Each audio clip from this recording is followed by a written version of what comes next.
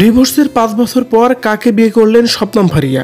হঠাৎ করে কেনই বা এই 5 বছর পর তাকে বিয়ে করতে হলো? কেমন কারণে তিনি নতুন করে সিদ্ধান্ত নিয়ে নতুন অধ্যায়ে পা বাড়ালেন? কি বলছেন ফারিয়া? ভিউয়ার্স, এ বিষয়ে জানতে সম্পূর্ণ ভিডিওটি দেখে সঙ্গেই থাকুন। প্রথম সংসারের ইতি টানা প্রায় 5 বছর পর ফের বিয়ের পিঁড়িতে বসলেন আলোচিত মডেল ও অভিনেত্রী শবনম ফারিয়া। শুক্রবার বাদ আসর দুই পরিবারের ঘনিষ্ঠ সদস্যদের উপস্থিতিতে বিয়ের আনুষ্ঠানিকতা সম্পূর্ণ হয়। বিষয়টি নিজেই গণমাধ্যমকে নিশ্চিত করেছেন ফারিয়া। এর আগে 2018 সালে ভালোবেসে হারুনা রশিদ অপুকে বিয়ে করেছিলেন শবনম ফারিয়া। তখন অপু ছিলেন একটি বেসরকারি বিজ্ঞাপন সংস্থার জ্যেষ্ঠ ব্যবস্থাপক। 3 বছরের প্রেমের পর 2018 সালের ফেব্রুয়ারিতে আংটি বদল হয় তাদের। পরের বছর জানুয়ারিতে হয় জমকালো বিয়ের অনুষ্ঠান। তবে দাম্পত্য টেকেনি বেশি দিন।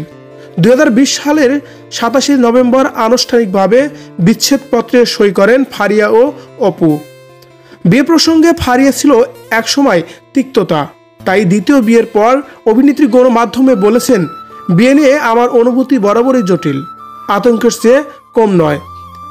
বিবাহ বিষয়ক নানান জটিল ও ব্যক্তিগত বিষয় অভিজ্ঞতার মধ্য দিয়ে যাওয়ার পর মনে করেছিলাম এই অধ্যায় হয়তো আর ফিরে আসবে না। তবে সময়ের প্রবাহে এবং পরিবারের চাপে সিদ্ধান্ত নিতে হয়েছে অবশেষে আমাকে। জানা গেছে, ফারিয়ার দ্বিতীয় স্বামী তানজিম তৈয়ব রাজশাহীর বাসিন্দা। অস্ট্রেলিয়ার ইউনিভার্সিটি অব সাউথ ওয়েলস থেকে ফিনান্সিয়াল ইঞ্জিনিয়ারের স্নাতকোত্তর সম্পূর্ণ করেছেন তিনি। বর্তমানে দেশের একটি শীর্ষস্থানীয় বেসরকারি ব্যাংকে অ্যাসিস্ট্যান্ট ভাইস প্রেসিডেন্ট হিসেবেই কর্মরত আছেন।